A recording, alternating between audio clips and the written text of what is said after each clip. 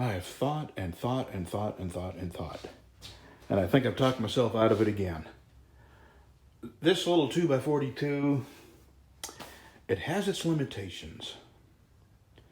And for a little bit of effort, a little bit more effort, I put a lot of effort into making tables and coming up with better ways to mount them. But I think I can save myself $1,700, which is the 2x72 that I had picked out was $1,700, and another $25 for a table big enough for me to actually use. Let me show you why I need a large table.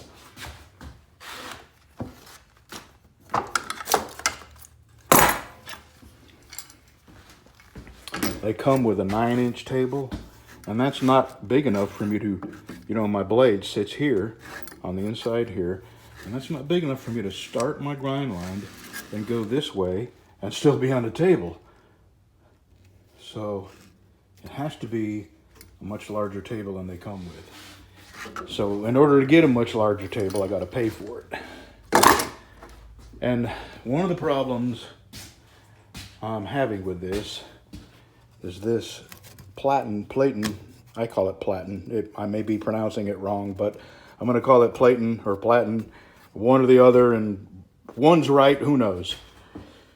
Or platon, I don't know. But anyway, it's highly flexible, and it even twists a little bit when I put pressure up against it to grind my bevels. And what happens is I end up with gouges in my grind line, in my bevel, that I try to avoid. So what I do is when I grind, if I'm grinding the bevel on this side going this way, I run this, using this little adjustment, I run this belt past the edge of the metal there. And if I'm starting on this side with my grind line and going this way, I bring the belt over beyond it. And that seems to remedy some of it, but still it does not affect the amount of fluctuation. So when this fluctuates, if I press hard against this bends in, and it affects the angle of my bevel. So, like this.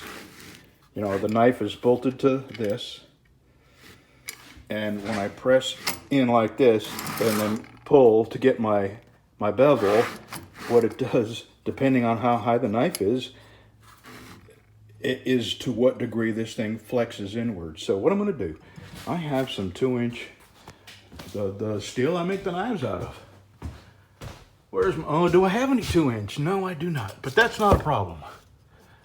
I can cut me a piece. Yeah, I can cut a piece of that. Somebody wanted to know if I had a particular type of wood, and I had told them I did, but I forgot the name, and here's some of it. Let me see if it's wrote down. No, it's not wrote down. Doggone it.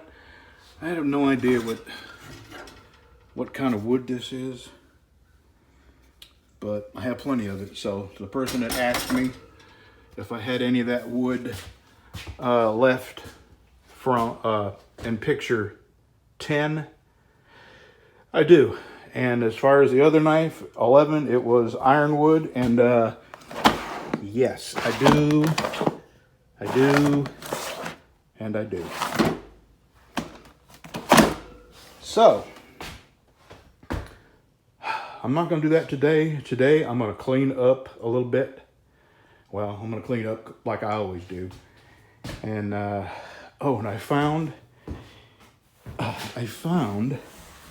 my last, it's my last piece of spalted hackberry that's spalted to this degree. And I cut it up, and I can get 2 handles out of it. It's got a little crack here, but if I use it for the Cato, I can manage to avoid that little crack and still have some beautiful wood showing. And this is stabilized wood, so it won't crack anymore. So I'm going to make a Cato with that wood. Alrighty. Oh, the knives, I've just put the edges on the knives. So these are ready to go to their new owners whenever I reach 60,000 subscribers. Okay, so anyway, I have talked myself out of a 2x72. I just cannot justify for the amount that I ask for my knives and the amount of money I've spent. You know, I just spent $1,800 building a carport. And I've got my shop set up where I'm very satisfied with the level of quality of knives that I'm able to put out. And I do believe that a 2x72 would increase the level of quality of my bevels. But on the same hand, I think if I do a little more work on this, and not just making a new platen. What I want to do is bend it, have it come up here, and bend it down and bolt it here so there's no flex. And then this table, see how this flexes? I don't know if I want to continue using this table, but I want to, yeah, I can do it. Run a bolt from, okay, I could bolt through this too, down to here, there's a bolt there, and take the flex out of the table because it's not terribly, let me get this out of the way. I know I'm moving the camera around a lot, but it's not off by much. Just a tiny little bit. Okay, you see, that's how far it's off. I wouldn't even say that is a 30-second, and I can get that out of there just by adding something to this side and lifting up on it just a little bit. So I can make this 100% square, 100% level, and that non-flexible, and that would solve some of the issues that I'm having using this 2x42. This has been a great 2x42, and it's a jet 2x42. Now I don't have there's a side cover that's supposed to go on it, but I took that off because you got to change belts every time you switch to another grit, you know. It's a lot of work getting that stupid cover on and off. So I just leave it off. As a matter of fact, I don't even think I have it anymore. And I would buy it again. This, you know, it's been good. It was a lot of money for what I use it for. I just use it for helping to shape my handles. It's a 1x42, also a jet.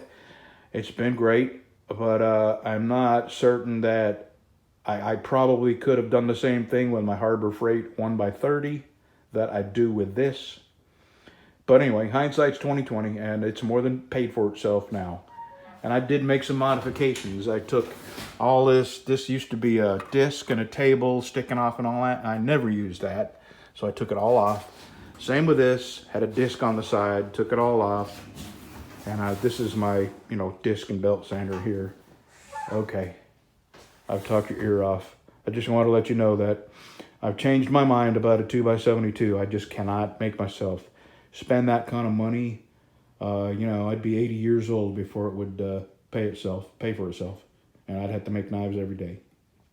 I don't make a lot of money on these knives. I sell them for more than most people would think I'd sell them for. But it's only to that way, I mean, only people that would think you can make a knife in a day, and that's not so. And I know there's a lot of people out there that would look at my price list and go, this guy's crazy. But I've gone over this before. The amount of money,